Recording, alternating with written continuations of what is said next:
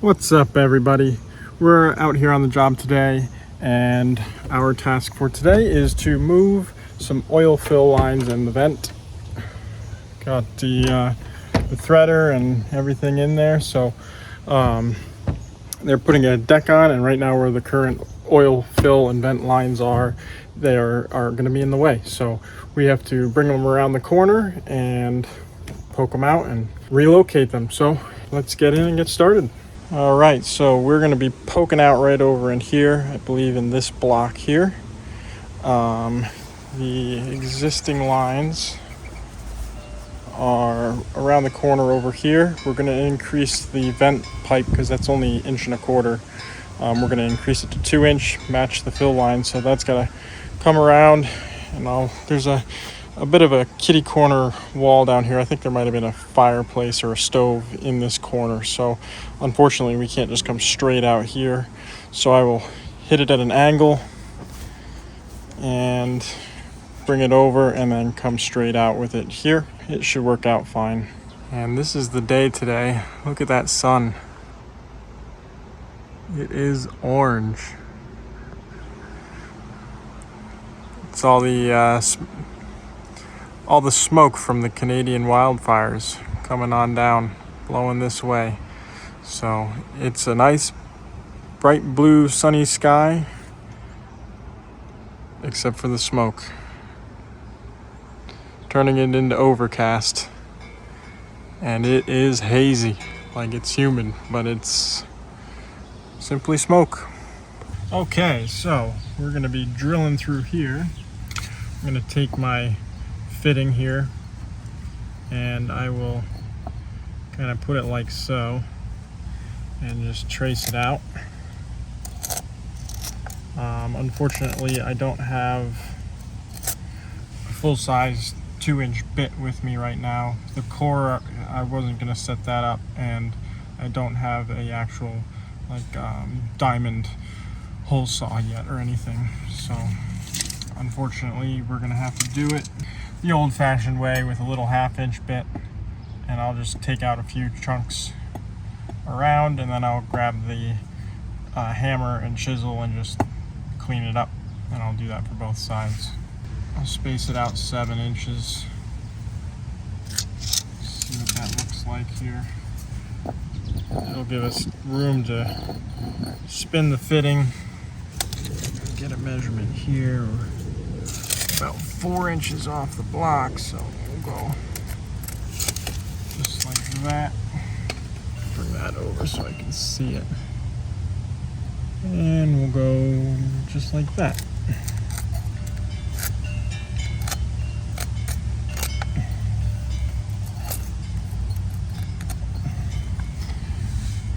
Okay, that looks pretty good to me.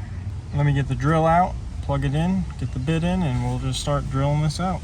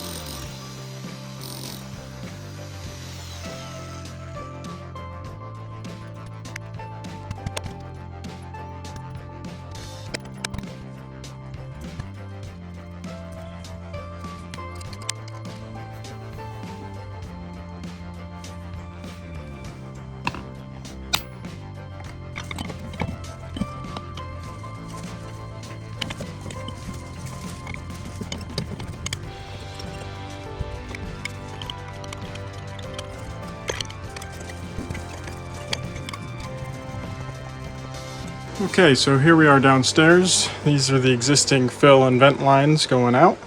We're going to actually pull these out from here and just flip everything over. So we'll bring the vent to here and the fill will come over here. We'll take these two plugs and put them where the existing ones are.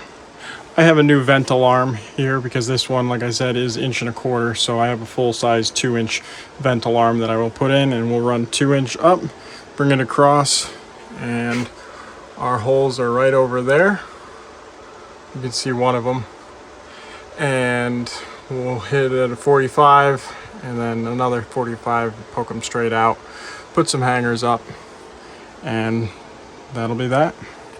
So for now, let's get these ones apart so that we can then take the plugs off and start putting things back together.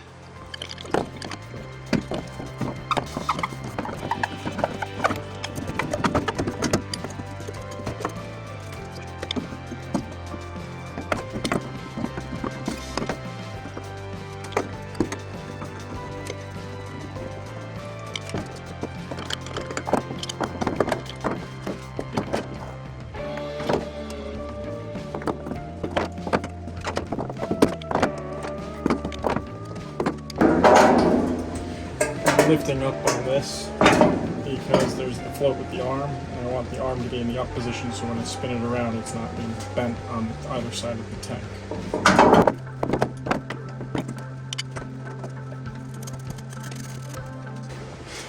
Now the big question is, how easy does this 2-inch come apart?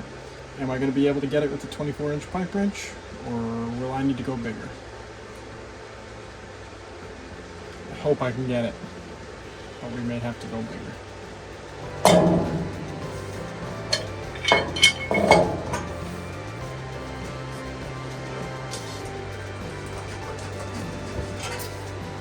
Yep, we're gonna have to go bigger. I will be right back. Here we have bigger. Here's a quick comparison. 24s look pretty small next to it. And it's really only one size bigger, it's a 36. It's steel though, so it's got some weight to it. Let's see if this will break that 2-inch free.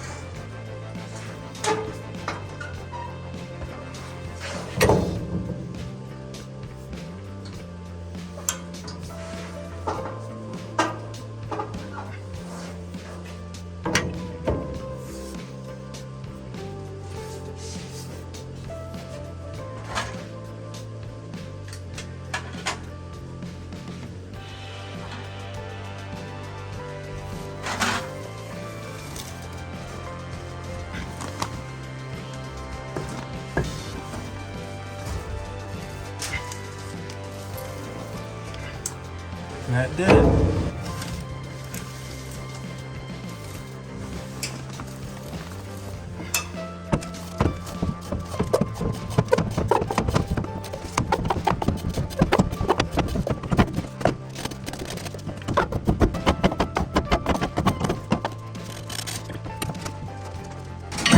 Let's break it from the tank itself now.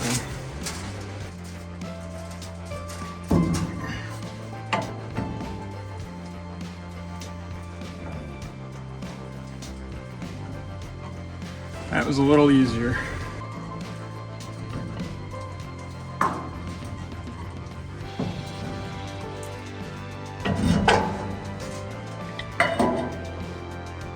This 24 aluminum feels like a feather now.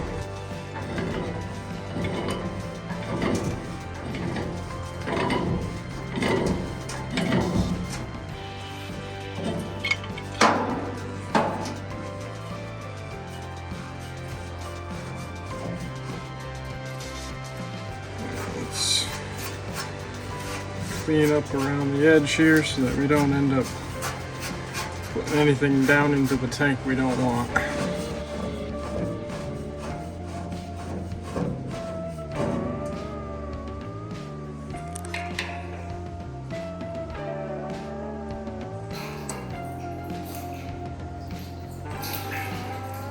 This is the float for the vent alarm.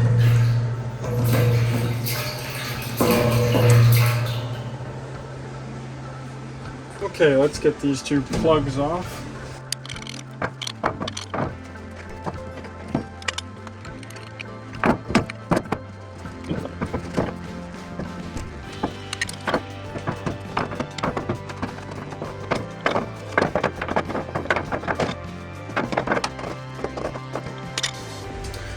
Okay, the plugs are out, the vent alarm is out, and the fill is out.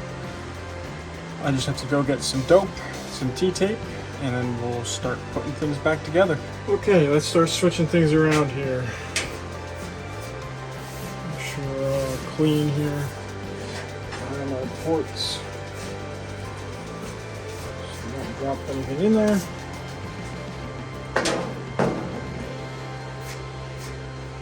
Start with this. We'll grab our tape here.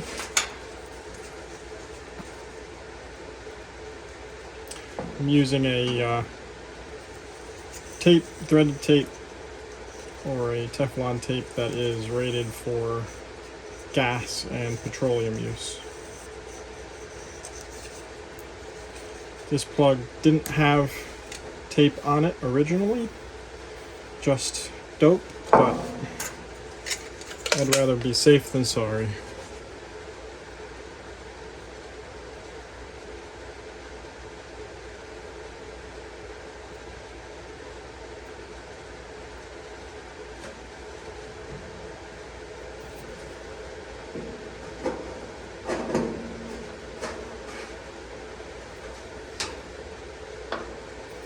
Now we'll take our vent alarm out.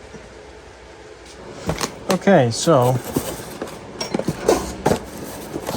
we'll take our new vent alarm out of the box. That way we can take the old one, put it on the box, and let the cardboard absorb the oil, and we can prep the new one to be put in.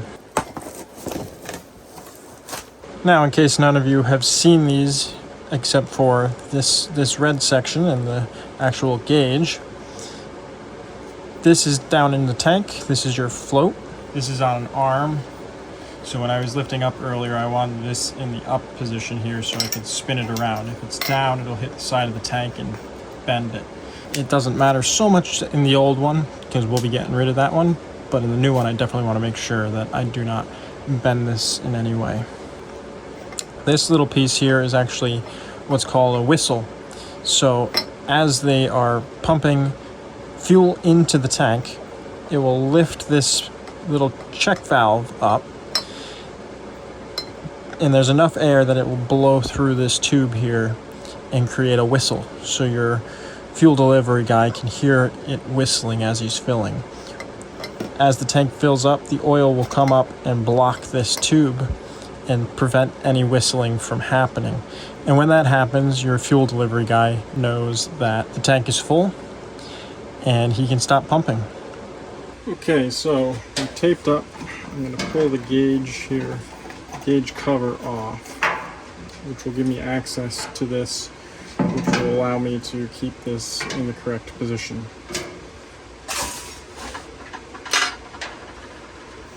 We'll be putting it in this hole here.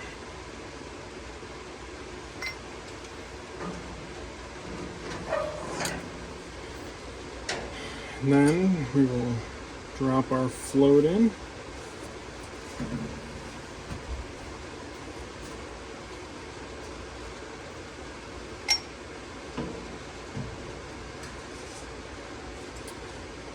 Just like so. Lift our float up. And then thread this in. See, now lifting this up, you don't hear anything. If I were to let it go down, you hear that?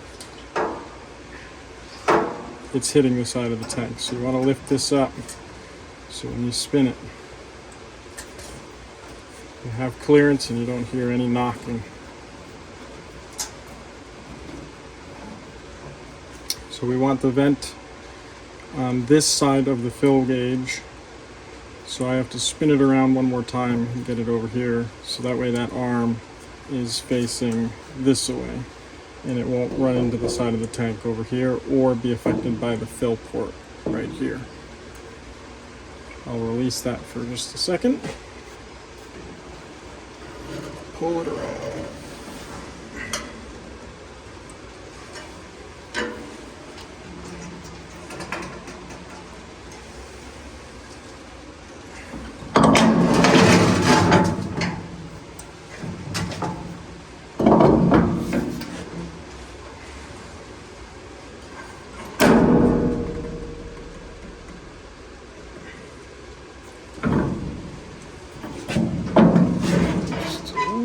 More, something like that. Now I can let this go down. We're hitting the other one right now, so pull that one out and we can check this is working. Okay, so let us get this one out of the way here.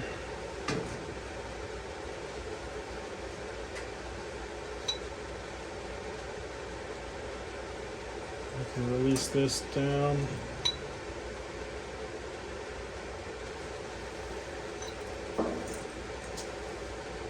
Look at all the sludge on this old float here. Now this one is working as it should. Once I put the sleeve on, it should hold it in place and that'll be good. And look at all that sludge. Nasty. Okay, turn this off real quick. Okay, we'll put our sight tube on there. The old one was reading 3/4, and that is what this one is reading. This one, however, is a full 2-inch port, whereas the old one was 1.25 inches, so much better off. The oil delivery trucks pump at a much greater velocity these days, much higher volumes, displacing a lot of air, so the vent size should be increased. Now it is highly recommended to do 2-inch for both the fill and the vent.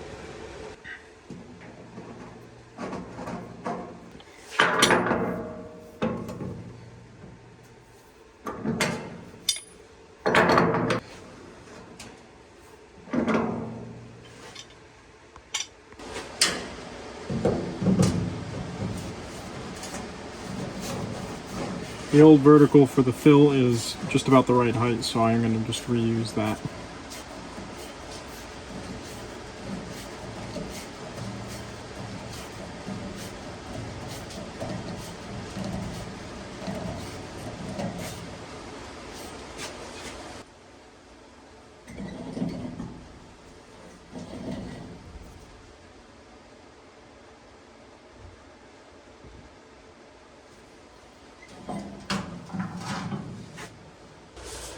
So we have our pipe.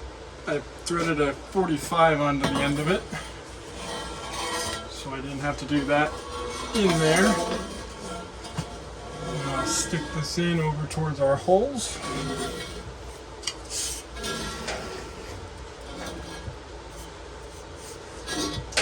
Just like so. And I gotta climb up in there, line everything up and get a measurement. I have to do one more too for the vent, so another 45 on the end, and then slide that up and in.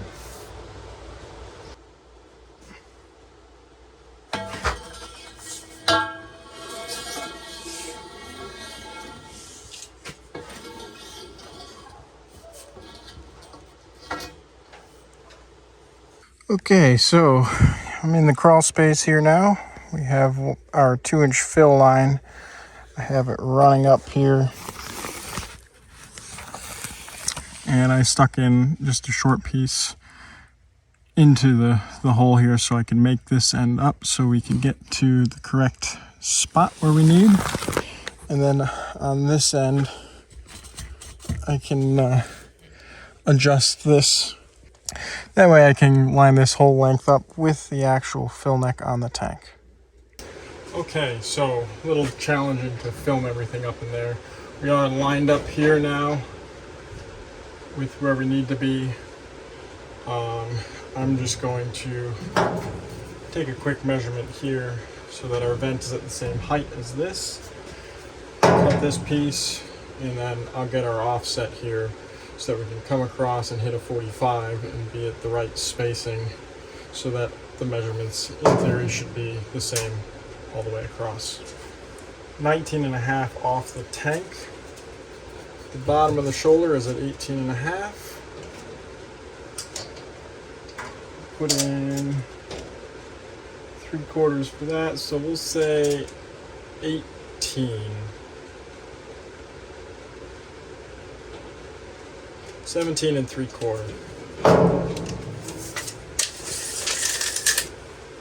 All right, future me here. I realized the video that I had taken for doing all the oil piping was going a little long, so I'm actually going to end up splitting this into 2 parts, and this will be an end to part 1. With that, everybody, if you like this video, please remember to hit that like button down below.